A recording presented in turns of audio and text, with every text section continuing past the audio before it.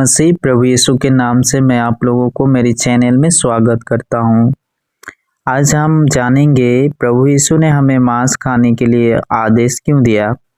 मांस खाने के लिए आदेश हमें परमेश्वर ने उत्पत्ति 9 अध्याय 3 वचन में लिखा है कि तुम मांस खाओ लेकिन लहू समेत मत खाना, क्योंकि लहू में प्राण होता है और प्राण लहू में होता है, और जो कोई उसे खाएगा उसे दंड दिया जाएगा। और मनुष्यों को भी मारने के लिए मना किया, मनुष्यों की हत्या नहीं करना, नहीं तो उसके लिए भी दंड देगा हमें। तो मांस खाने का ऑर्डर मैंने आदेश हमें इसलिए दिया ताकि आगे जाकर निर्गमन और लेवी व्यवस्था में जो बलिदान परमेश्वर ने सिखाया, यदि हम मांस नहीं खाते और मांस का स्वाद हमारे जीभ में नहीं आते तो हम उसके बारे में कुछ भी नहीं जानते। और वो लोग जो बलिदान करता था, यहूदी लोग, तो वो नहीं करता, क्योंकि मांस का टेस्ट, मांस के विषय में हम कुछ भी नहीं जानेंगे तो हम कैसे बलि करेंगे। मतलब मैं यहूदी होकर बोल रहा हूँ कि मांस के टेस्ट को हम नहीं जानेंगे तो हम कैसे बलिदान करके उस चीज को खाएंगे। इसीलिए परमेश्वर ने उस स्वाद को हमें देने के लिए उस परमेश्वर ने मांस खाने को आदेश दिया। और उस समय जब जल प्रलय हुआ, जल प्रलय के बाद में खाने पीने के फल फ्रूट नहीं मिलता था शायद, इसीलिए परमेश्वर ने जानवरों को भी खाने के लिए आदेश दिया।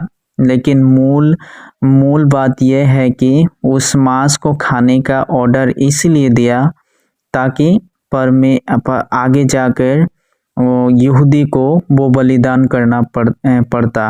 और उसी तरह यहूदी लोगों ने बलिदान भी किया। लेवी व्यवस्था में बहुत सारी बलिदान है, पाप का बलिदान, होम बलि, बहुत प्रकार का। तो यदि वो लोग नहीं खाते, तो ये काम नहीं करते, वो करने से भी वो लोग मन लगाकर नहीं करता। और परमेश्वर ने एक बात बोला कि लहू समेत मत खाना, क्योंकि लहू में प्राण होता है। तो परमेश्वर ने ये बात भी सिखाया कि हमारे जो पाप है उसको धोने के लिए हमें लहू चाहिए।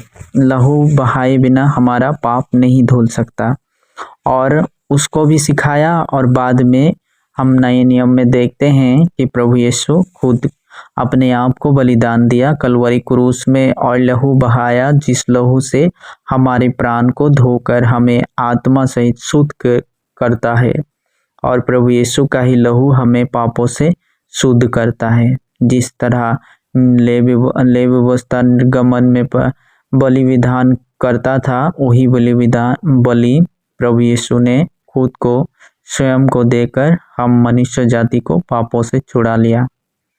तो मांस खाने का यही उद्देश्य था, ताकि हम यहूदी लोग ये जान सके कि लहू से पापों की क्षमा होता है, और लहू प्राणी के अंदर में होता है।